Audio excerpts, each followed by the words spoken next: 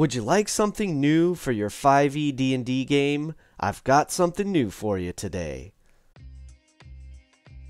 A cool new 5e D&D compatible game book has been released by Courser's Folley Entertainment, and I have a special guest here to tell you all about it on the vlog today.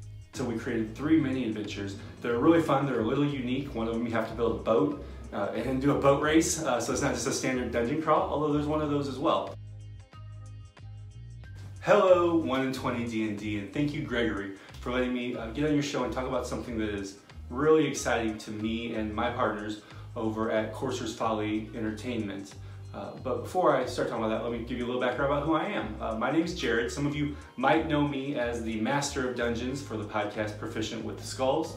And you might also know me as that DMDo on social media, Twitter, Instagram, etc. Today I'm coming to you as Jared, the author of a new book that's just been published, D&D source book called The World of Tele'thala source book. And I'm so proud and excited this book has finally come out.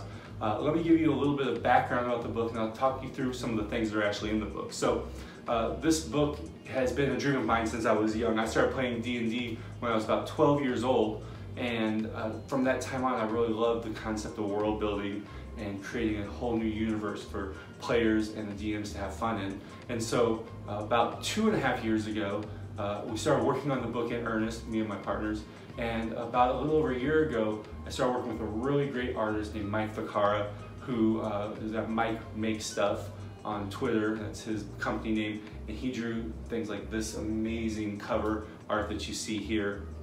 And the book became a reality. So let me tell you a little bit about what's actually in the book, right? So first of all, there are many pages of vivid, detailed histories about the world of Tele'thala. I know not everybody loves history, but what I really try to do with these histories is make them have hooks, adventure hooks, tidbits that DMs and players can use to actually build their own adventures and campaigns and change and shape the world of Tele'thala into their own liking.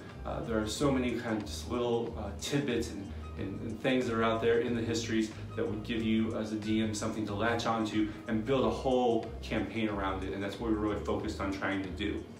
The next chapter has to do with the gods and the pantheon and the various powers of the world, and there's a lot of great information there as far as world building and thinking through how the gods affect the world of Tele'thala.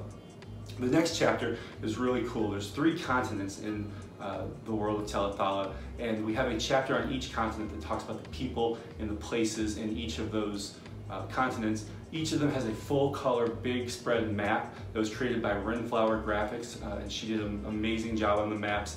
They're so beautiful.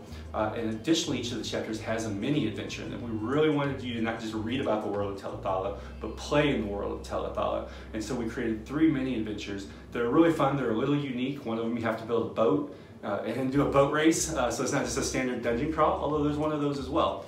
So each of those continents has the maps, the people, places, and the mini adventures, so it's really a lot of fun. The next chapter is all about optional rules for playing in the world of Tele'thala. And one of those rules I want to talk to you about is this concept of high magic, a kind of new mechanic that we've created. So we got to thinking about the concept of like these islands that are floating cities, or how a wizard or a spellcaster might control a titan, even if just for a little while. And we thought, well, how does this happen? And of course, it's fine to just hand wave those things and say magic.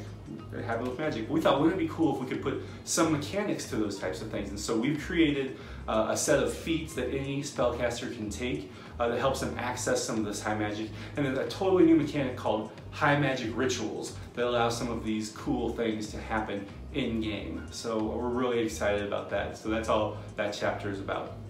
The next chapter has to do with a bunch of magic items and some artifacts. And then finally there's some monsters that come that are unique to the world of Tele'thala that you see in the mini adventures, and they are in the back of the book as well. So as you can see, it's a really well-rounded book. It's not just a bunch of history or lore, although there's a bunch of that in there as well about the world. It's playable, it's usable, you get your hands on it and use it, and it's out now, right? So we'll flash up some information so you can go buy it. I think it's over there probably.